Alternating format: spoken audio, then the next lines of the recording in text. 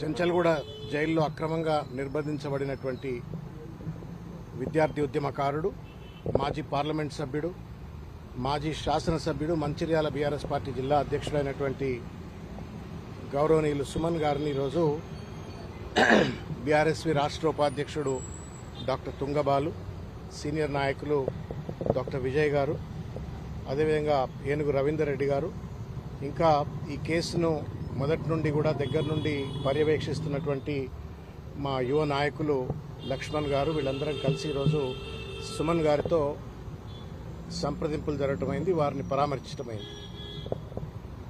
సుమన్ మరో యుద్ధానికి తయారైనట్టుగా ఒక స్ఫూర్తితోటి ఇది అక్రమ కేసు అని తెలిసినప్పటికీ, అక్రమ నిర్బంధం అని తెలిసినప్పటికీ నానా రకాలైన ఇబ్బందులకు గురి చేసి ఆఖరికి అతన్ని ఛార్జ్షీట్లో, ఎఫ్ఐఆర్లో మర్డరర్ అని చెప్పని అడ్డమైనటువంటి చట్టాలు పెట్టి అతన్ని జైల్లో పెట్టాలని ఒక ప్రయత్నం చేసినప్పటికీ కూడా ఏమాత్రం ధైర్యం కోల్పోకుండా మరో ప్రజాస్వామిక యుద్ధం కోసం, ప్రజల పక్షాన పోరాటం కోసం నేను సిద్ధం అన్నట్టుగా ఒక మానసిక సంతులతోటి, చాలా ఒక ఎనర్జీతోటి సుమన్ గారు ఇంటరాక్ట్ అయినారు మాతోటి. ఒకటి మాత్రం వాస్తవం, ఇవాళ రేవంత్ రెడ్డి అనేటువంటి ఒక వ్యక్తి ఇవాళ ముఖ్యమంత్రిగా కొనసాగుతూ ఆ ముఖ్యమంత్రి కుర్చీకి అగౌరవాన్ని ఆపాదిస్తూ ఇష్టం వచ్చినట్టు ఏది మాట్లాడినా ఏ కేసులు లేవు.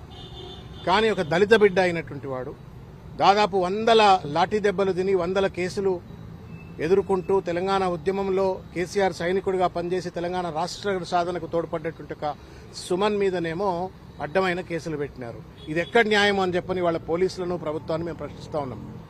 ఒక దళిత బిడ్డ సింగరేణి కాలనీస్లో జరుగుతున్నటువంటి అన్యాయాలు, అక్రమాలు, అక్కడ జరుగుతున్నటువంటి అవినీతికి వ్యతిరేకంగా గళమెత్తి ఒక మాట ఏదో అంటే అది పెద్ద నేరమైనట్టుగా తనని తీసుకొచ్చి జైల్లో బంధించినారు.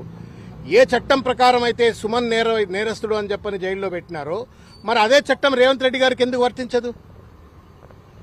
లాగుల తొండలేస్తా అంటే రజాకార్ల భాష, పొట్ట చీల్చి పేగులు మెడలకేసుకు తిరుగుతా అంటే రౌడీ భాష, క్రిమినల్ భాష. అది తొక్కుతా అంటే క్రిమినల్ భాష. రాళ్లతో కొట్టండి అని చెప్పని కార్యకర్తలను ప్రేరేపిస్తే అది క్రిమినల్ భాష.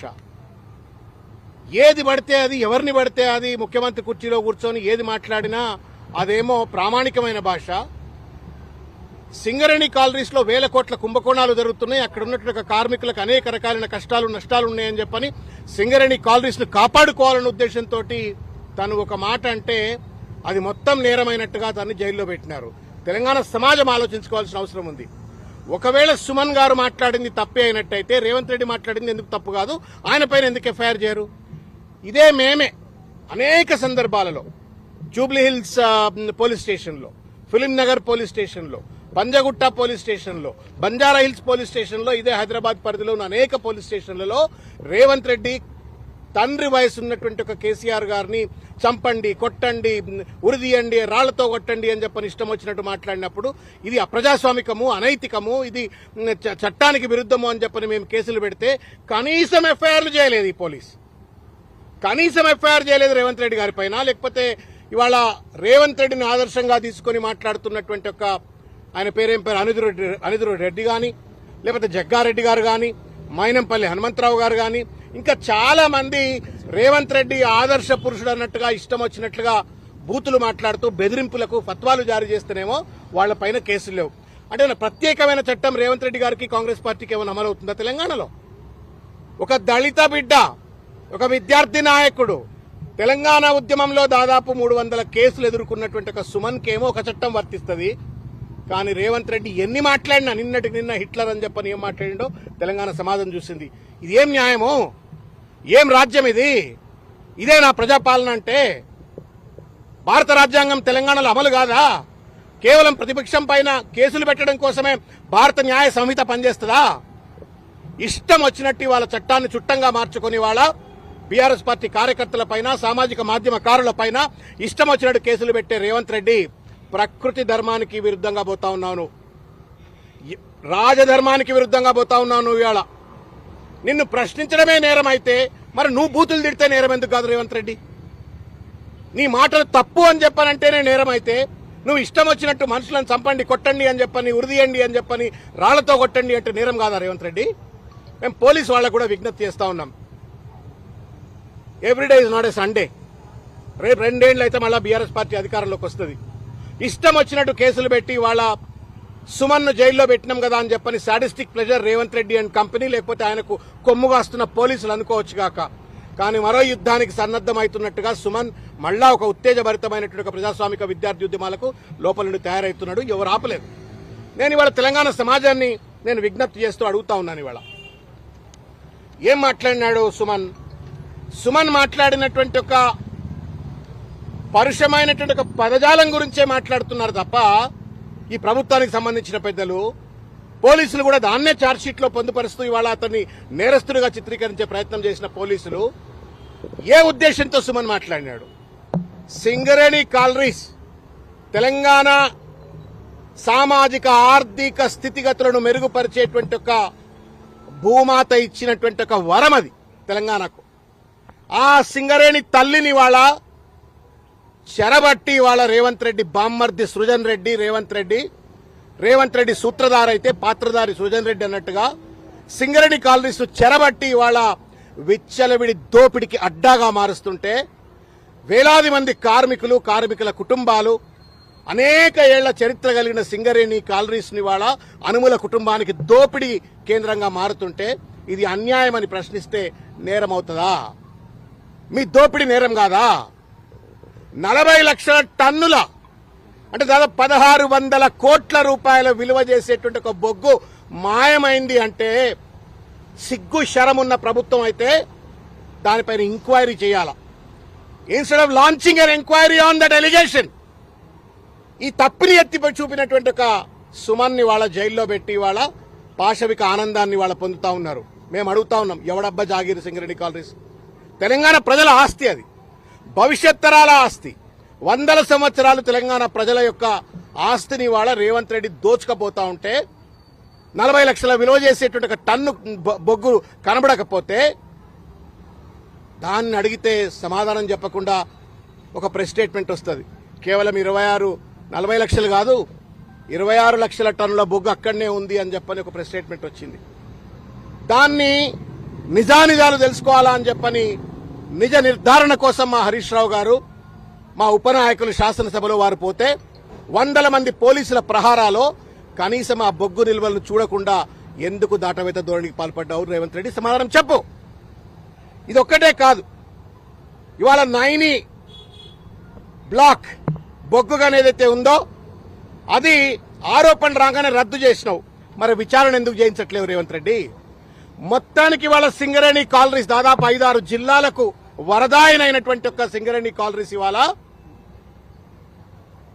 అదానికి కట్టబెట్టాలని చెప్పని రేవంత్ రెడ్డి కుట్ర చేస్తా ఉన్నాడు. స్వంత బామ్మర్ది ద్వారా విచ్చలవిడి దోపిడికి పాల్పడతా ఉన్నాడు. ఈ ఆరోపణలు చేస్తే దానికి సమాధానం చెప్పకుండా ఒక పరుషమైన పదాన్ని పట్టుకుని వాళ్ళ తను జైల్లో పెట్టినారు. ఒకవేళ అది నేరమే అయితే రేవంత్ రెడ్డి భాష ఎందుకు నేరం కాదో సమాధానం చెప్పాలని చెప్పని కూడా నేను కోరుతా ఉన్నాను. 9 బొగ్గు బ్లాక్ సంబంధించిన అంశం పైన సమాధానం లేదు. 40 లక్షల బొగ్గు, 40 లక్షల టన్నుల బొగ్గు కనబడతలేదు అంటే ఎవడు తిన్నాడరా నాయనా అని చెప్పానంటే దానికి సమాధానం చెప్పట్లేరు. ఇవాళ దాదాపు మెడికల్ బోర్డ్ కేసీఆర్ గారు దయామయుడు. 19,500 మంది మెడికల్ బోర్డును ఏర్పరిచి 19,500 మందికి కారుణ్య నియామకాలు చేపట్టిన దయామయుడు కేసీఆర్ అయితే దానికంటే ఎక్కువ చేస్తామని చెప్పని ప్రజాపాలన అని చెప్పని అధికారంకి వచ్చినట్టు సింగ్ ఇవాళ రేవంత్ రెడ్డి ఒక్క ఉద్యోగం ఇయ్యలే. 3 ఏళ్లు గడిచిపోయింది, దాదాపు 1000 రోజులు గడిచిపోయినాయి, ఒక్క ఉద్యోగం కూడా ఇయ్యలే రేవంత్ రెడ్డి ఇంతవరకు. గల్లా బట్టి అడగొద్దా? నిలదీయొద్దా? పాపం వాళ్ళు ఇవాళ ప్రజలు అక్కడ ఉన్నటువంటి ఒక సింగరేణి కార్మికులు మాకు ఎప్పుడు ఉద్యోగాలు వస్తాయి, మా తల్లుల ప్లేస్ లో మాకు ఎప్పుడు ఉద్యోగాలు వస్తాయని చెప్పని వాళ్ళు ఎదురు చూస్తుంటే నా మెడికల్ బోర్డు వేయలేదు, నా ఉద్యోగం ఇయ్యలేదు. సరికదా గతంలో బీఆర్ఎస్ కేసీఆర్ గారు ఇచ్చినట్టుగా ఉద్యోగాల పైన విజిలెన్స్ ఎంక్వైరీ అని చెప్పని పెట్టి కమిషన్లు దండుకోవడం కోసం, అవినీతికి పాల్పడడం కోసం ఇవాళ ఆ 19,500 మంది యొక్క జీవితాలతో ఈ ప్రభుత్వం ఒక సాడిస్ మనస్తత్వంతో ఇవాళ చెలగాటమాడుతా ఉంది. ఇది ప్రశ్నించొద్దా అని చెప్పి నేను ఇలా రేవంత్ రెడ్డిని అడుగుతా ఉన్నాను. అదేవిధంగా ఇవాళ ఇష్టం వచ్చినట్టు ఇవాళ జీవో 76 పేరు మీద వేల మందికి కేసీఆర్ గారు సింగరేణి ఖాళీ భూముల్లో పట్టాలిచ్చి ఏళ్ల కొద్ది పనిచేసిన సింగరేణి కార్మికులను ఆదుకున్నట్టు దయామయుడు కేసీఆర్ గారు. రేవంత్ రెడ్డి ఉన్న భూములను లాక్కదొబ్బి రియల్ ఎస్టేట్ దందాలకు పాల్పడాలని ప్రయత్నం చేస్తా ఉండు. దీన్ని ప్రశ్నించొద్దా అని చెప్పని మేము అడుగుతా ఉన్నాం. ఇవాళ జైనూర్ సోలార్ ప్లాంట్ పేరు మీద, లేకపోతే కొత్త థర్మల్ ప్లాంట్ల పేరు మీద, తర్వాత ఓబీ వర్క్స్ అని చెప్పని ఓవర్ బర్డన్ ఎక్స్కవేషన్ కాంట్రాక్ట్స్ ఏమంటారు, వాటిలో కూడా విచ్చలవిడిగా అవినీతి. మొత్తానికి 15,000 కోట్ల రూపాయల విలువ చేసేట కుంభకోణాలు ఇవాళ సింగరేణి కాలనీస్ లో జరుగుతా ఉన్నాయి.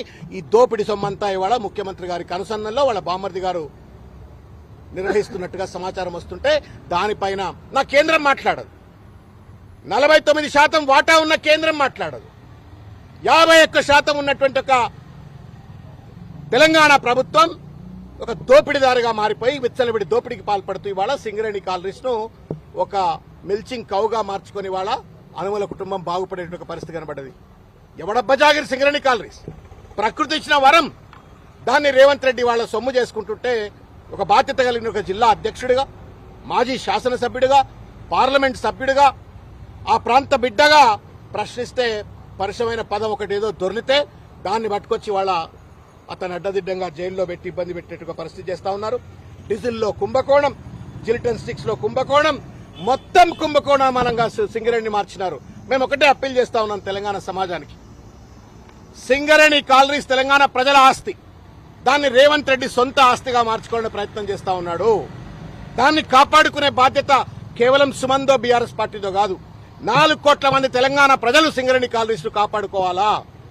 కేంద్రం 49% వాటా ఉన్నప్పటికీ కూడా వాళ్ళు నోరు విప్పకపోతే కూడా వాళ్లను ముల్లుగర్ర పెట్టి పొడవాలా.